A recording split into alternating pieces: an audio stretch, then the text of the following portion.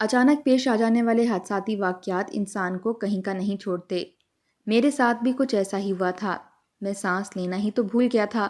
خبر ہی کچھ ایسی تھی کہ میں اس بات پر یقین کر ہی نہیں سکتا تھا۔ اس ایک فون کال نے میری دنیا اجاڑ کر رکھ دی تھی۔ مجھے لگ رہا تھا میں جو سن رہا ہوں وہ کوئی بہت بڑا جھوٹ ہے۔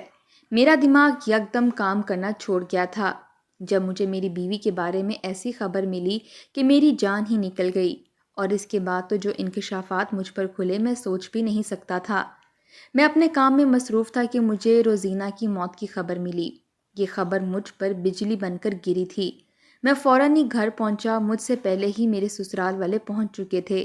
وہ بہت غصے میں تھے۔ مجھے دیکھتے میری ساس نے مجھے کوسنا شروع کر دیا کہ تم بہت ظالم انسان ہو، تمہارے ظلم و ستم کی وجہ سے میری بیٹی جان سے گئی ہے۔ جب اس کی شادی ہوئی تھی تو وہ بہت خوش تھی، لیکن وہ نہیں جانتی تھی کہ تم بہت ظالم ہو۔ وہ چپ چاپ تمہارے ظلم سہتی رہی۔ میں پوچھتی تو وہ ٹال دیتی تھی۔ آخر کار وہ تمہارے ظلم اپنے دل پر لے کر مر گئی۔ مجھے سمجھ نہیں آ رہا تھا کہ میری ساس کیا بول رہی ہیں۔ دل کیا کہ آگے بڑھ کر اسے بتاؤں کہ میں نے روزینہ پر کوئی ظلم نہیں کیا، بلکہ ہماری شادی کو 4 مہینے ہو چکے تھے۔ شادی شدہ ہونے کے باوجود ہمارے درمیان میاں بیوی والا تعلق نہیں تھا۔ میں جب بھی روزینہ کے قریب جاتا وہ مجھے روک دیتی۔ روزینہ چاہتی تھی کہ فی الحال وہ ذہنی طور پر کوئی بھی تعلق قائم کرنے کے لیے تیار نہیں ہے۔ میں نے اس کی خواہش کو سامنے رکھتے ہوئے اس کی بات مان لی تھی کہ میں اس پر کیا ظلم کرتا۔ میں نے تو اس پر کوئی زور زبردستی نہیں کی تھی۔ اس طرح یہ 4 مہینے گزر گئے تھے۔ میری ساس مجھے ظالم کہہ رہی تھی کہ تم میری بیٹی کے قاتل ہو، میں تم سے اس کی موت کا حساب لوں گی۔ میں خاموش رہا تھا۔ مجھے حیرت اس وقت ہوئی جب ساس نے کہا کہ ہم اپنی بیٹی کو ساتھ لے جائیں گے اور اپنے آبائی قبرستان میں دفن کریں گے۔ میری اماں نے میت کو لے جانے سے منع کر دیا کہ روزینہ ہمارے گھر کی عزت اور بہو تھی، یہ ہمارے آبائی قبرستان میں دفن ہوگی۔ لیکن ساس نے اماں کی بھی کوئی بات نہ سنی۔ اس نے اپنی منمانی کی اور اس کی میت ساتھ لے گئی۔ مجھے پریشانی لاحق ہوئی۔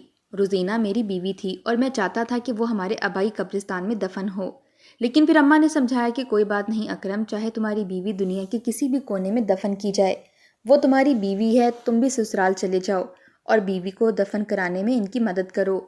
میں اماں کی بات مان کر سسرال چلا گیا۔ میرا دل بہت اداس تھا۔ رہ رہ کر روزینہ کا چہرہ میری آنکھوں کے سامنے آ رہا تھا۔ روزینہ کو قبر میں اتارا جا رہا تھا تو میں نے بھی اپنے سالوں کی مدد کی۔ میں نے وہاں ایک آدمی کو دیکھا جو نفرت بھری نظروں سے مجھے دیکھ رہا تھا۔ روزینہ کو قبر میں اتارنے کے بعد سالے باہر چلے گئے، جبکہ میں وہیں کھڑا رہا۔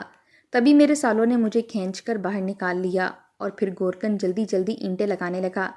آدھے گھنٹے کے بعد تدفین کا کام مکمل ہو گیا تو سب لوگ وہاں سے جانے لگے، لیکن میں وہیں قبر کے قریب ہی بیٹھ گیا۔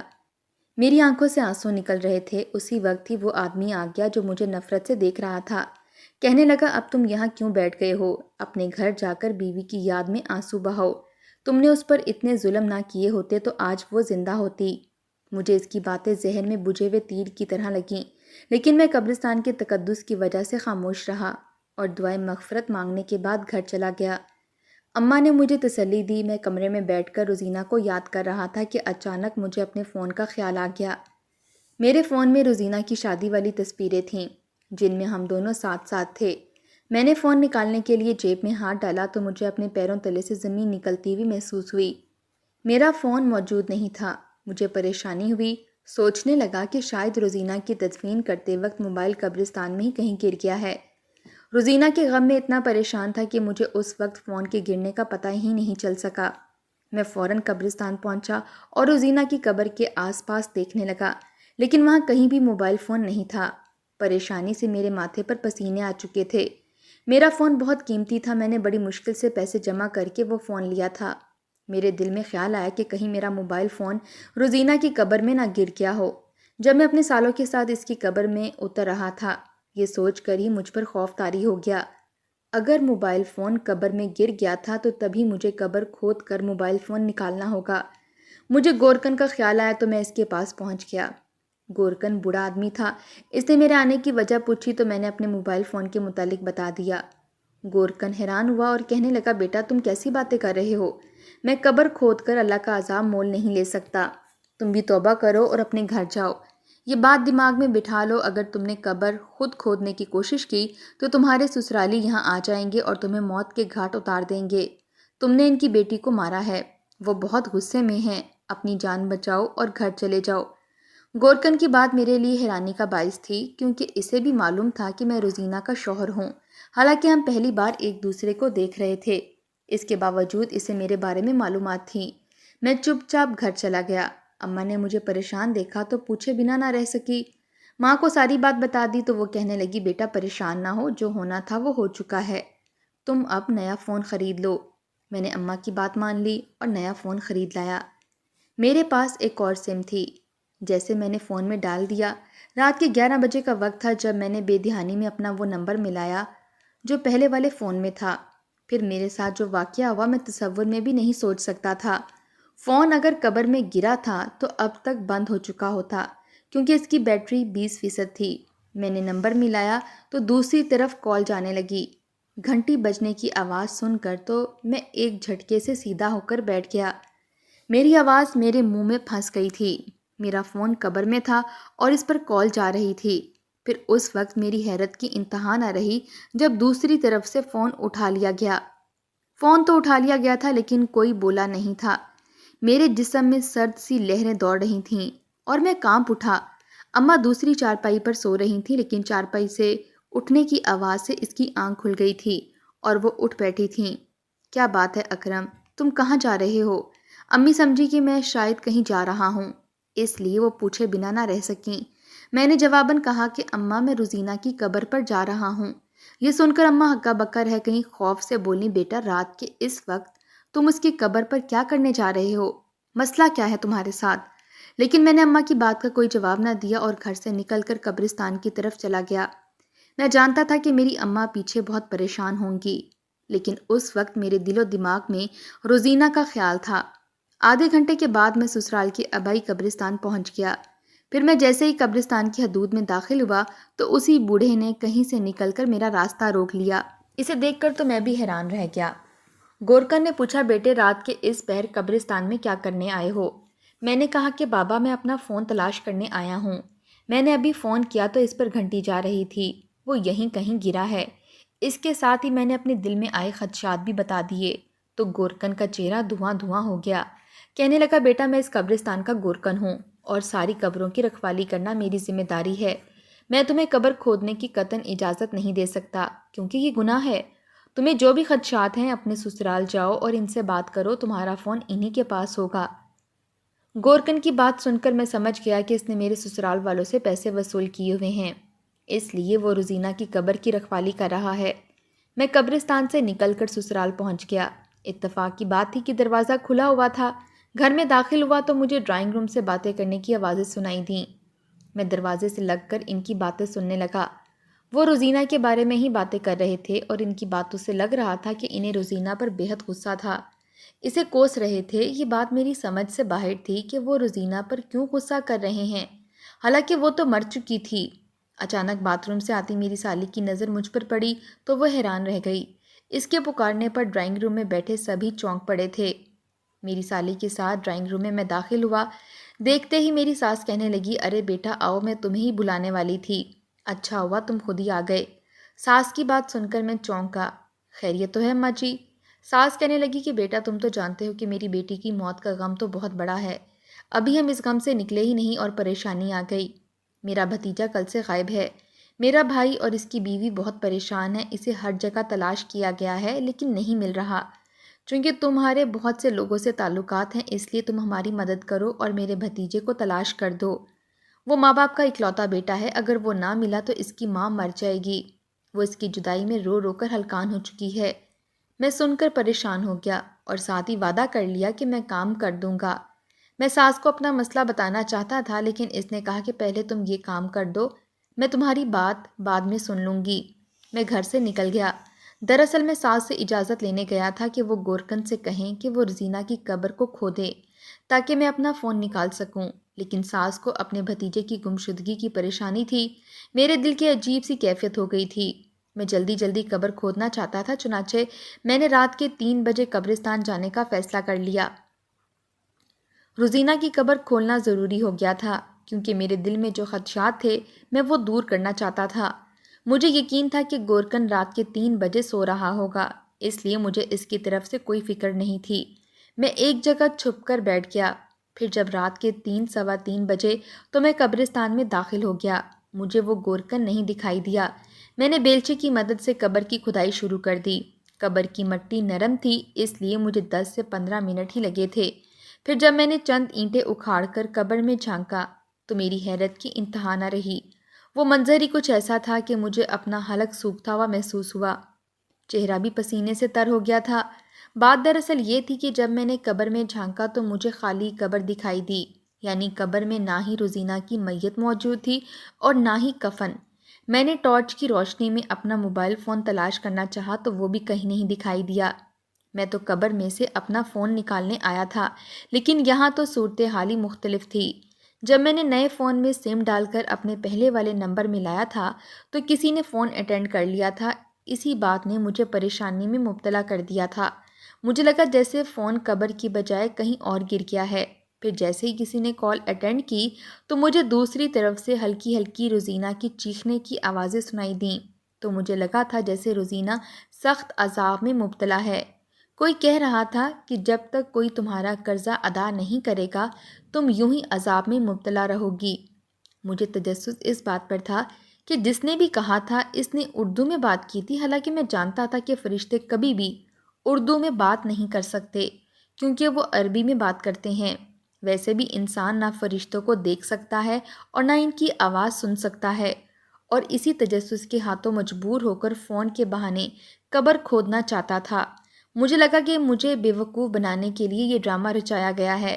میں نے کئی بار اخبارات میں پڑھا تھا، بلکہ لوگوں کی زبانی بھی سنا تھا کہ انہوں نے قبروں میں کیمرے لگائے تھے، مائک لگائے تھے، لیکن نہ ہی انہیں کسی فرشتے کی شکل دکھائی دی تھی اور نہ ہی آواز سنائی دی تھی۔ یقین تو مجھے بھی نہیں تھا، لیکن میں تجسس کے ہاتھوں مجبور ہو گیا تھا، اس لیے میں نے زرینہ کی قبر کھودنے کا پکا ارادہ کر لیا تھا، اور اب مجھے سسرال والوں پر بہت غصہ آ رہا تھا۔ میں بیلچہ وہیں پر چھوڑ کر سسرال چلا گیا۔ صبح ہو رہی تھی۔ میں نے ساس سے کہا کہ آپ لوگوں نے میرے ساتھ دھوکہ کیا ہے، میں نے روزینہ کی قبر کھودی ہے کیونکہ میرا موبائل فون گر گیا تھا۔ یہ سنتے ہی ساس غصے میں آ گئی۔ ایک سالے نے غصے سے کہا کہ بغیرت انسان، ایک مردے کی قبر کھودتے ہوئے تمہیں شرم نہیں آئی؟ غصے کی حالت میں وہ مجھے مارنا چاہتا تھا، لیکن میری ساس درمیان میں آ گئی۔ سالے مجھے بہت برا بھلا کہہ رہے تھے، اس لیے میں نے وہاں سے جانے کی ٹھانی، ورنہ وہ مجھے مار سکتے تھے۔ میں گھر چلا گیا۔ اماں پریشان تھی، پوچھنے لگی کہ تم ساری رات کہاں رہے تھے؟ میں نے کوئی جواب نہ دیا اور کمرے میں جا کر لیٹ گیا۔ میں نے روزینہ کے بارے میں سوچ رہا تھا کہ کون اسے قبر سے نکال کر لے گیا ہے اور کیوں۔ سوچتے سوچتے مجھے ساس کے بھتیجے کا خیال آیا۔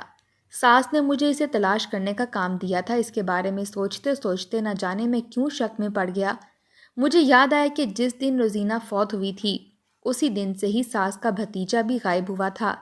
میں پہلے بس اڈے پر پہنچا اور لوگوں کو ساس کے بھتیجے کی تصویر دکھائی کہ شاید کسی نے اسے کسی بس میں سوار ہوتے ہوئے دیکھا ہو، لیکن سب نے انکار کر دیا۔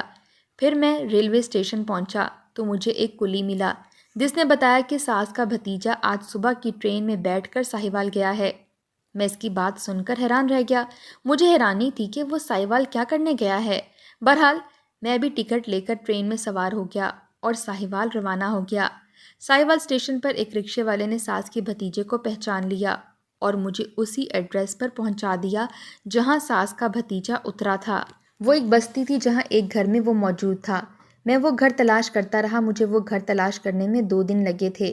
میں نے دروازے پر دستک دی تو جس نے دروازہ کھولا اسے دیکھ کر میرے پیروں کے نیچے سے زمین نکل گئی۔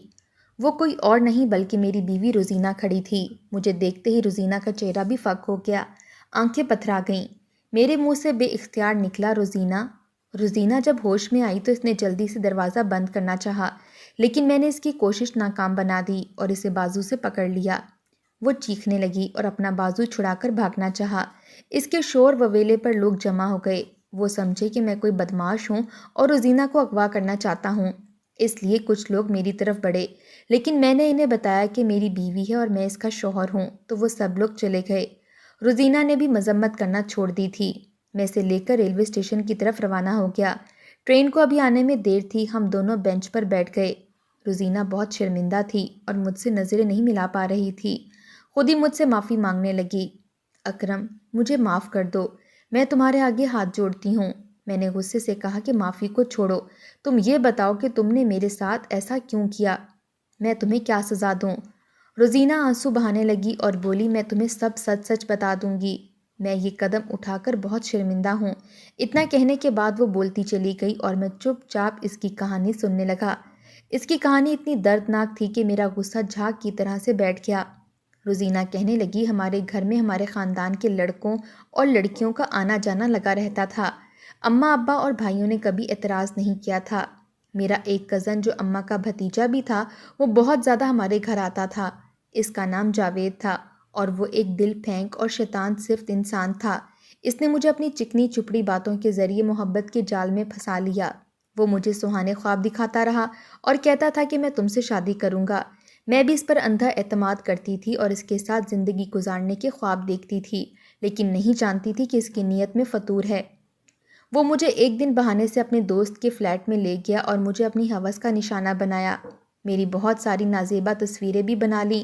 اس نے مجھے دھمکی دی تھی کہ اگر تم نے یہ سب گھر میں بتایا تو میں تمہاری یہ تصویریں سوشل میڈیا پر وائرل کر دوں گا اور تم کسی کو منہ دکھانے کے قابل نہیں رہو گی۔ میں گھر واپس آ گئی اور اماں کو بتا دیا۔ اپنے بھتیجے کی کرتوت سن کر اماں حیران رہ گئی تھیں۔ اس نے مجھے اپنے بھتیجے سے بچانے کے لیے میری شادی کرنے کی ٹھان لی۔ جب اس بارے میں جاوید کو پتہ چلا تو اس نے مجھے دھمکی دی کہ شادی کے بعد تم نے اپنے شوہر کو اپنے پاس نہیں آنے دینا، تم پر صرف میرا حق ہے۔ اگر تم نے میری بات نہ مانی تو میں تمہارے شوہر کو قتل کر دوں گا۔ میں اس کی دھمکی سے ڈر گئی اور وہی کیا جو جاوید نے کہا تھا، کیونکہ میں نہیں چاہتی تھی کہ میری وجہ سے تم بے گناہ مارے جاؤ۔ میں اپنا غم دل میں چھپا کر رکھ رہی تھی، کسی پر ظاہر نہیں ہونے دے رہی تھی۔ تمہارے ساتھ ہنستی خوشی رہتی، لیکن جاوید نے فرمائش کر دی تھی کہ تم مرنے کا ڈرامہ کرو۔ جب تمہیں قبر میں دفن کر دیا جائے گا تو میں تمہیں قبر سے نکال کر بہت دور لے جاؤں گا، جہاں ہم دونوں ہوں گے، ہمارے خاندان کا کوئی بھی فرد نہیں ہوگا۔ میں نے انکار کیا تو اس نے تمہیں قتل کرنے کی دھمکی دی۔ مجبوراً میں نے اس کی بات مان لی اور مرنے کا ڈرامہ اتنی صفائی سے کیا کہ سب نے یہی سمجھا کہ میں مر گئی ہوں۔ جاوید نے میری ماں کو بھی تمہیں مارنے کی دھمکی دی تھی اور اسے اپنے ڈرامے میں شامل کر لیا تھا۔ اماں نے گورکن کو پیسے کھلا دیے تھے کہ جب جاوید آدھی رات کو قبر سے مجھے نکالنے آئے تو اسے نہ روکے۔ اس طرح جاوید مجھے قبر سے نکال کر ساتھ لے گیا۔ جب تم میرے بھائیوں کے ساتھ مل کر میری تدفین کر رہے تھے تو تمہارا موبائل فون میرے پیروں پر گر گیا تھا۔ اسے بعد میں جاوید نے اٹھا لیا تھا اور جب تم نے فون کیا تھا تو اس نے کال اٹینڈ کی تھی اور یہ تاثر دیا تھا کہ میں قبر میں اذیت میں مبتلا ہوں اور تم خوفزدہ ہو جاؤ، لیکن تم ہمیں تلاش کرتے ہوئے ساہیوال پہنچ گئے۔ روزینہ کی دردناک کہانی سننے کے بعد میں نے فیصلہ کر لیا کہ میں روزینہ کو کبھی نہیں چھوڑوں گا، کیونکہ وہ میری بیوی تھی، میری عزت تھی۔ اگر میں بھی اسے دھتکار دیتا تو مجھ میں اور جاوید میں کیا فرق رہ جاتا؟ حالانکہ وہ میرے نکاح میں تھی۔ اس کے ساتھ ہی میں نے یہ بھی فیصلہ کر لیا کہ میں جاوید کو سخت سے سخت سزا دلواؤں گا، کیونکہ وہ ایک ہوس پرست اور دھوکے باز انسان تھا۔ اس نے میری بیوی کو ورغلا کر اس کی عزت سے کھیلا تھا اور اس کی نازیبا تصویریں بنائی تھیں۔ میں نے روزینہ سے کہا کہ تم فکر نہ کرو، میں ان مردوں میں سے نہیں ہوں جو عورتوں کی غلطیاں معاف نہیں کرتے۔ تم میری عزت ہو۔ گھر پہنچ کر میں نے اپنے ایک دوست کے توسط سے پولیس سے رابطہ کیا اور جاوید کو گرفتار کرا دیا۔ جاوید کے قبضے سے روزینہ کی نازیبا تصویریں بھی ملی تھیں، جسے میں نے آگ میں جلا کر راکھ کر دیا تھا۔ روزینہ نے میرا شکریہ ادا کیا تھا کہ میں نے اسے معاف کر دیا ہے۔